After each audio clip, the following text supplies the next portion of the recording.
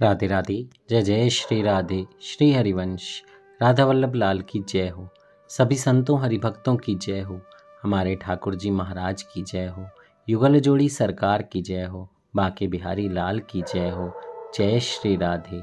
श्री हरिवंश। बहुत बहुत स्वागत है आपका हमारे चैनल में। आइए आज हम अजा एकादशी की कथा का श्रवण करते हैं। जय हो जय हो। इसको आनंदा एकादशी भी कहा जाता है। जय हो। तो आइए अजा एकादशी की कथा का श्रवण करते हैं। लेकिन उससे पहले एक छोटी सी बात कि हम सब एकादशी का व्रत जरूर रखें और उस दिन ज़्यादा से ज़्यादा नाम जप करें। नाम में बहुत सामर्थ्य है। पूज्य गुरुदेव महाराज कहते हैं कि जो काम किसी से नहीं हो सकता वो नाम से हो जाता है। चाहे वो लौकिक हो चाहे अलौकिक, चाहे वो सामान्य काम हो या कोई आपकी मनोकामना हो, वो भी पूर्ण हो जाएगी सिर्फ नाम से। बस आपको क्या करना है, दिन भर हर सांस में नाम जप करना है और अच्छे आचरण करने हैं, गंदे आचरण नहीं करने।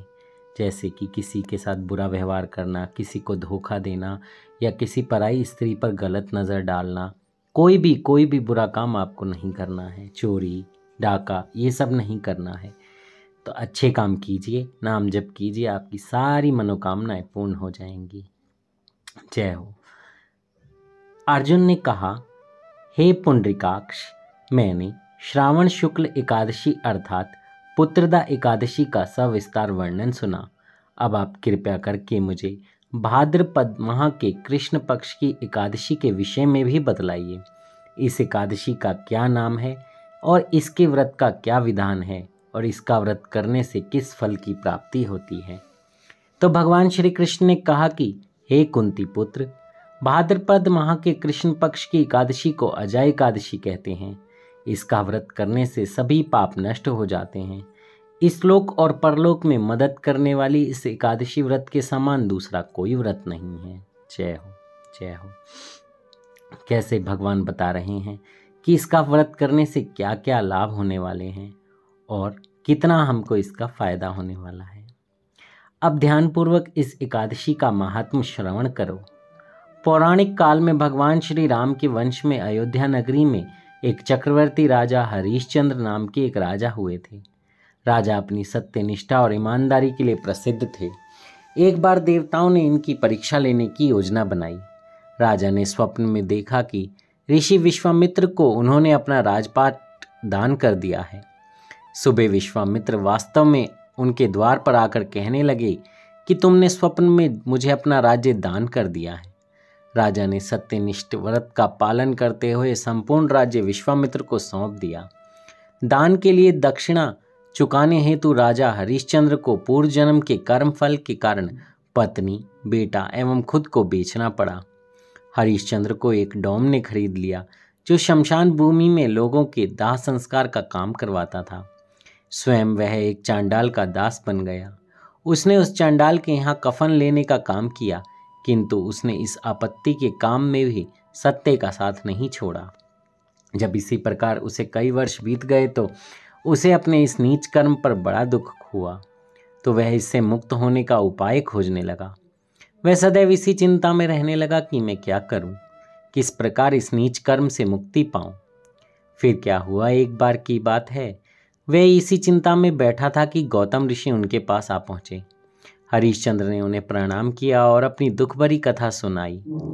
उनकी दुखभरी कहानी सुनकर महर्षि गौतम भी अत्यंत दुखी हुए। उन्होंने राजा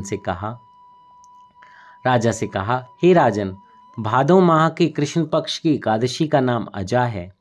तुम उस एकादशी का विधान पूर्वक व्रत करो और रात्रि को जागरण करो। इससे तुम्हारे सभी पाप नष्ट हो जाएंगे। महर्षि गौतम इतना कहकर आलोप हो गए।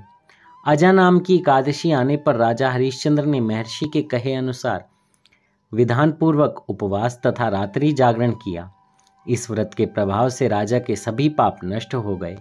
उस समय स्वर्ग में नगाड़े बजने लगे और पुष्पों की वर्षा होने लगी। उन्होंने अपने सामने ब्रह्मा, विष्णु, महेश तथा देवेंद्र आदि देवताओं को खड़ा पाया। उन्होंने अपने मृत पुत्र को जीवित तथा पत्नी को राजसी वस्त्र तथा आभूषणों से परिपूर्ण देखा। व्रत के प्रभाव से राजा को पुनः अपने राज्य की प्राप्ति हुई। वास्तव में एक ऋषि ने राजा की परीक्षा लेने हेतु यह सब कौतुक किया था, परंतु अजा एकादशी के व्रत के प्रभाव से ऋषि द्वारा रची गई सारी माया समाप्त हो गई और अंत समय में हरिश्चंद्र अपने परिवार सहित स्वर्गलोक को गए। हे राजन, यह सब अजा एकादशी के व्रत का प्रभाव था। जो मनुष्य इस उपवास को विधान पूर्वक करते हैं और रात्रि जागरण करते हैं, उनके सभी पाप नष्ट हो जाते हैं और अंत में वे स्वर्ग को प्राप्त करते हैं। इस एकादशी व्रत की कथा के श्रवण मात्र से ही अश्वमेध यज्ञ के फल की प्राप्ति होती है। जय हो। जय श्री हरि, जय श्री राधे। कितना कितना फलदायक है ये व्रत, तो क्यों महिमा है इसकी, आप समझिए।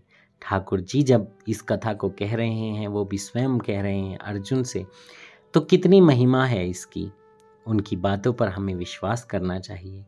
हम विश्वास ही तो नहीं करते हैं, हम विश्वास में ही डगमगा जाते हैं।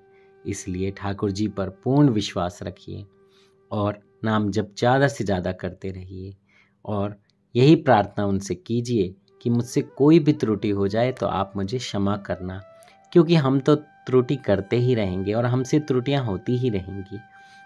पर हमारे ठाकुर जी बहुत दयालु हैं, हमारी लाडली जो बहुत कृपालु हैं। बस उनका नाम जप करते हुए, प्रार्थना करते हुए अच्छे से एकादशी व्रत का पालन करें। जय जय श्री राधे, श्री हरिवंश। राधा वल्लभ लाल की जय हो। सभी संतों हरिभक्तों की जय हो। कथा कहने में मुझसे कोई त्रुटि हो गई हो तो क्षमा कर दीजिएगा। जय श्री राधे।